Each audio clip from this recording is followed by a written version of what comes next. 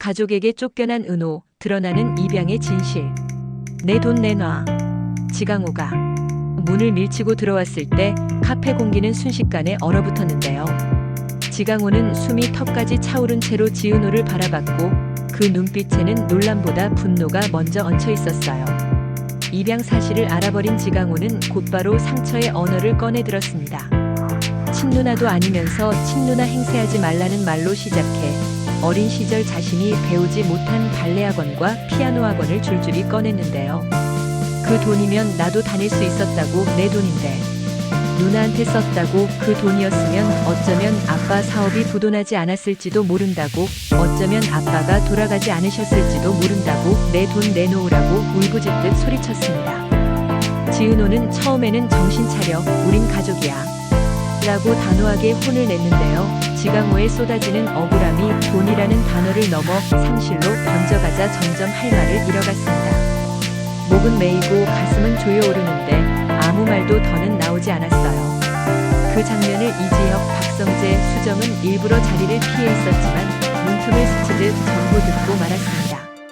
누구도 쉽게 개입할 수 없었던 건 판단의 문제가 아니라 상처의 크기였기 때문이었어요. 지강호가 쏟아붓고 돌아선 뒤에도 카페는 한동안 아무 소리도 나지 않았습니다. 그 침묵을 제일 먼저 깨트린 건 역시 지은호였는데요. 마치 아무 일도 없었던 듯 초연한 표정으로 들어와 강호가 없을 테니까 내가 엄마 가게에 가봐야겠어. 라고 말했어요. 누구보다 상처받았을 사람이 오히려 어머니를 먼저 떠올렸다는 사실이 듣고 있던 사람들의 심장을 한 번 더 쥐어짰습니다. 엄마 가게에 도착하자 다정은 벌써부터 걱정으로 눈이 벌겋게 달아올라 있었어요. 지은호는 괜찮다는 말을 여러 번 반복했는데요. 그 말이 엄마를 위한 건지 스스로에게 들려주는 주문인지 분간하기 어려웠습니다. 다정이 묻지 못한 질문들이 공기 중에 떠다녔고 두 사람은 말 대신 손을 움직여가게 일을 도왔습니다. 접시를 닫고 반찬을 채우고 주문을 정리하면서도 지은호의 시선은 자꾸 멍하니 허공을 향하더라고요. 그 시각 다른 한쪽에서는 이지혁이 편의점 야외 의자에서 컵라면으로 끼니를 때우고 있었는데요. 길을 지나던 지은호가 그 모습을 발견하고 멈춰섰습니다. 이지혁 씨 10대 나오는 거 몰랐어요? 알았어요. 아는데 왜 컵라면을 먹어요? 헐, 반장님이 식사 안 시켜줬어요? 내 식대는 일당에 보태서 먹으려고요. 왜요? 내가 컵라면 먹는 게 마음에 걸려요? 걸리죠. 많이 걸리죠? 그거 먹고 힘을 어떻게 쓸까? 내가 먹는 양을 아는데 모르는 사람인데 먹는 양도 아나 봐요? 지은호 시장님은 왜 모르는 사람이에요? 내 현장 잡부인데. 아 맞다. 나 지은호 시장 현장 잡부였지. 말은 툭툭 부딪혔는데요. 서로의 눈꼬리는 애써 무디게 접혀 있었어요. 걱정한다고 말하지 못하는 사람과 괜찮다고만 말하는 사람이 이상하게도 닮아 보였달까요? 아파트 인테리어 현장에서는 긴장과 어색함이 섞인 공기가 이어졌습니다. 인테리어 의뢰 사장님이 들어와 반가움 섞인 목소리로 말했죠. 어머, 대표님도 오셨네. 첫날이라 와주신 거예요? 오셨어요? 지은호가 가볍게 받자 이지혁이 덧붙였어요. 첫날이 아니라 첫 고객이라서요. 일도 하고 체크도 하고 그럴 겁니다. 일을 하신다고요? 사장이 눈을 동그랗게 뜨자 이지혁이 담담하게 대답했죠. 공정표에 잡고 있는 날 있죠? 그런 날 잡고는 제가 하려고요. 근데 공짜는 아닙니다. 일당도 주셔야 돼요. 사장은 감탄하듯 고개를 끄덕였고 지은호는 필요한 문장을 정확하게 정리했습니다. 철거팀 가셔야 하니까 오후에 문자 보내드린 대로 반장님하고 2분 일당도 보내주세요. 네. 점심, 이분이 점심을 따로 드셔서요. 점심값도 10,000원 추가해서 보내주세요. 네. 겉으로는 매끈한 협업이었지만 지은호의 속은 계속 뒤엉켰습니다. 잡부라는 단어를 스스로 꺼내드는 이지혁의 단단함이 가끔은 대견했고 가끔은 못 견디게 답답했거든요. 퇴근길 버스 정류장에서 작은 불꽃이 또 튀었어요. 버스가 들이닥치고 거의 동시에 도착한 두 사람 사이에 묘한 신경전이 생겼습니다. 이지혁이 먼저 발을 올리며 말했죠. 나랑 같이 타기 싫죠? 버스는 그대로 문을 닫고 떠나갔습니다. 내가 먼저 왔는데? 뒤에 남겨진 지은호의 한마디는 사실 같이 타도 되는데 왜 이렇게까지 선을 긋느냐는 말과도 닿아 있었어요. 카페에 도착한 지은호는 씩씩대며 사무실을 지나쳐 나와 물을 들이켰습니다. 내가 하는 현장에 자꾸 일한다고 왔어. 라고 털어놓자 수정이 눈이 커져서 지역 선배가 아, 그래서 그렇게 절여져 있었구나. 라고 반응했죠. 돈 필요하대. 어머. 야, 그렇게 돈이 없는데 어떻게 사업을 해? 내 말이. 여기까지는 혀끝이 가벼웠는데요. 아까 왜 말 안 했어? 라는 질문에 말 꺼내기만 하면 폭발할 것 같아서. 라는 대답이 툭 떨어지자 수정도 더는 농담을 잊지 못했습니다. 냄새가 먼저 알려주는 사람도 있더라고요. 창고에 붙여둔 라면 금지 포스트가 무색하게 컵라면 향이 스물스물 퍼졌고 지은호가 눈살을 찌푸린 그때 이 지역은 창고가 아닌 바깥으로 나가 뒷마당 바닥에 쭈그리고 앉아 컵라면을 먹었습니다. 창문 너머로 그 등을 보던 지은호는 결국 과거의 문을 다시 열었는데요. 결혼식 사회자가 신부님 걸음이 아주 조금 늦으시나 봅니다. 자, 등장하시죠, 신부님. 을 외치던 순간 입장하지 않던 신부, 홀로 서 있던 신랑 이지혁에 그 뒤 카페에서 마주 앉아 쏟아냈던 말들이 다시 가슴을 꿰뚫었습니다. 이미 지역 선배 후진 사람인 거 다 아는데 좋은 사람으로 남고 싶어서 아닌 척 하지 말라고요. 선배답지 않으니까. 아, 아니지. 이게 이지혁 선배였던 거야? 내가 몰랐지. 나 혼자 착각했으니까. 지은호 기준인 환경이 너무 가난해서 내 기준에 맞지 않으니까 감히 나를 쳐다보지 마. 이렇게 솔직하게 말했으면 나 아주 쉽게 알아들었어요. 근데도 선배는 마지막까지 뭐 있는 사람처럼 내밀한 속내까지 말할 의무 없다. 내가 유추해라. 궤변의 황당한 변명에 허세로 날 대한 거예요. 끝까지. 결국 선배가 원한 건 사랑이. 애정이 1도 없어도 선배가 편해지고 출세하고 돈이 많아지는 거 그거였는데. 아닌 척. 늘 약자인 척. 정의로운 척. 자유롭게 살고 싶어서 결혼 안 하는 척. 그렇게 날 속이고 기만한 게 화가 나요. 너무 화가 나요. 끔찍하게. 여기서 우리 관계는 끝이야. 선후배도 아무것도 아니에요. 알았죠? 그래. 그날의 대화가 끝나고도 마음은 하나도 끝나지 않았다는 걸 둘 다 알고 있었어요. 한편 집에서는 또 다른 전선이 펼쳐졌습니다. 이수빈은 촬영 공간을 꾸리느라 작은 창고를 뒤집어 놓다시피 하고 있었는데요. 이제 거의 다 치웠다. 이 정도면 공간은 되지. 조금 빠듯한데. 된다. 친구가 카메라를 돌려보며 고개를 끄덕이자 수빈은 진짜. 오케이. 자, 이제 이거 치우면 어때?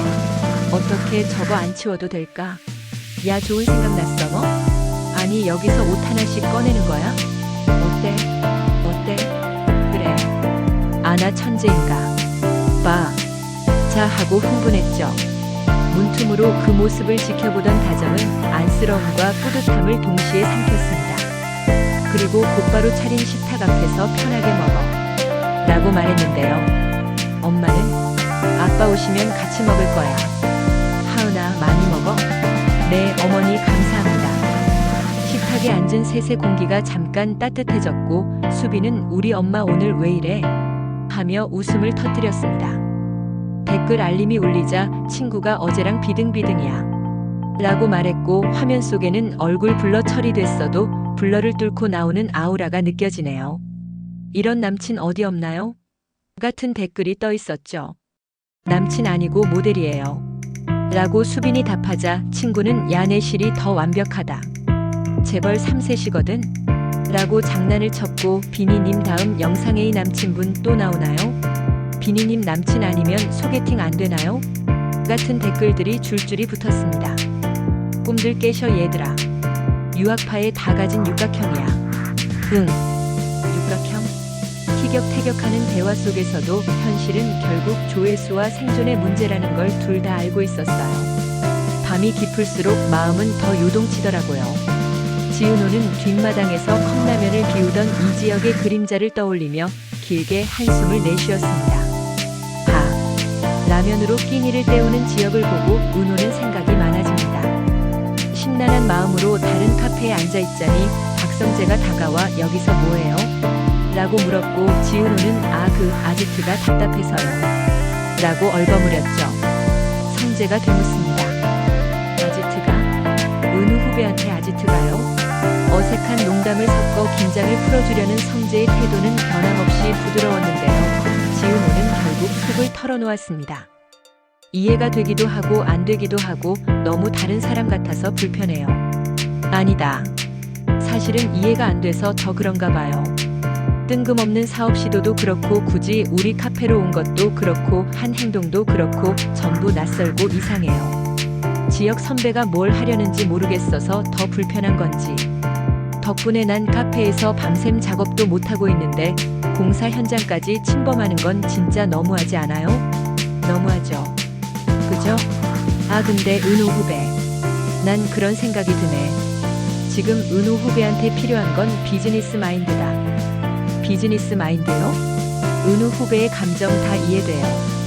근데 지역이를 모르는 사이로 지내고 싶다고 한 건 과거 관계를 청산하고 싶다는 의미니까.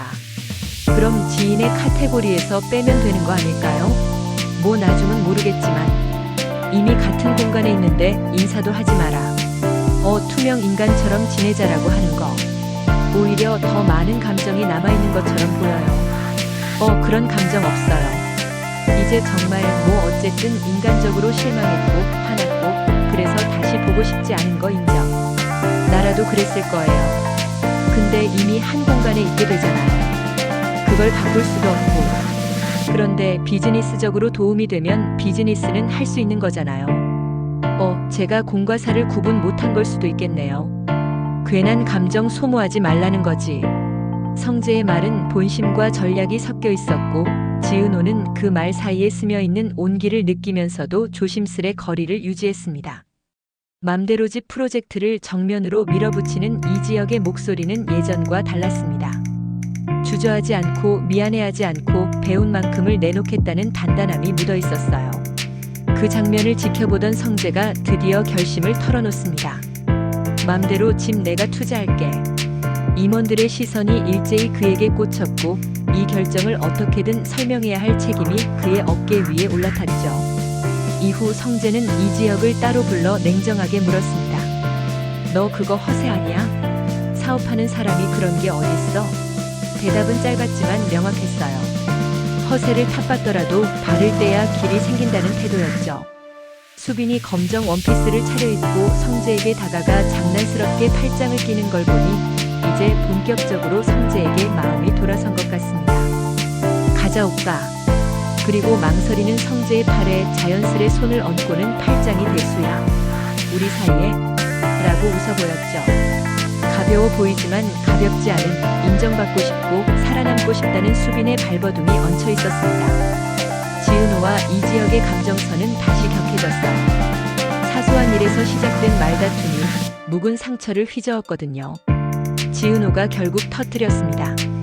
자꾸 잔소리야. 어따 대고 잔소리냐고 왜 자꾸 지적질이야?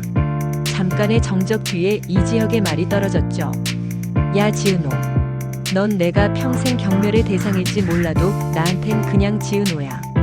그 문장은 변명도 고백도 아닌 진심에 가까웠습니다. 지은호는 화가 나면서도 이상하게 그 말에서 숨 한 번 고르게 되더라고요. 과한 스트레스로 길에서 지은호가 휘청이며 쓰러졌습니다. 곁에 있던 성재가 재빨리 부축해 등에 업으며 물었어요. 은호 후배 괜찮아요? 그의 호흡과 발걸음에는 다급함과 진심이 함께 박혀 있었죠. 지은호의 시선은 멀어졌다 돌아오기를 반복했고 가까스로 고개를 끄덕였지만 마음속에서는 지강호의 말, 다정의 눈물, 이지혁의 한 문장이 뒤엉켜 흩어지고 있었습니다. 밤늦게 집에 돌아오자 또다시 폭풍이 기다렸습니다.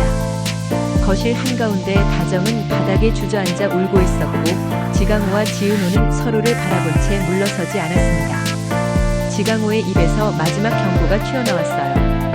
그 돈 안 주면 너 이 집에서 못 살아. 넌 대체 어디 핏줄이길래 이렇게 뻔뻔하냐? 넌 출처가 어디야? 그 말은 말 그대로 칼날 같아서 공기를 베어내듯 방안을 가르며 울렸습니다. 지은호는 대답 대신 입술을 꽉 깨물고 서 있었습니다. 그 침묵은 패배가 아니라 선택이었는데요. 말로는 더 망가질 것을 본능으로 알고 있었던 거죠. 그날 밤 각자의 방과 각자의 골목에서 모두가 조금씩 부서졌습니다.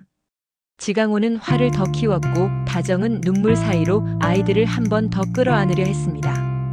지은호는 침대 끝에 앉아 숨을 고르며 한 가지 사실만을 인정했어요. 상처는 사랑보다 빠르게 말하지만 결국 사랑이 아니면 못 치유한다는 사실을요. 그리고 모두가 모르는 내일의 한가운데 질문 하나가 남았습니다. 가족은 피로만 묶이나 선택으로도 가능하나?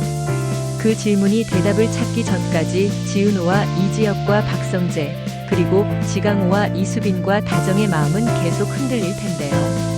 흔들리면서 그래도 한 발씩 내디딜 겁니다. 누구는 사업으로, 누구는 용서로, 누구는 인정으로요. 그 발걸음이 어디로 이어질지 다음 장면이 너무 궁금해집니다.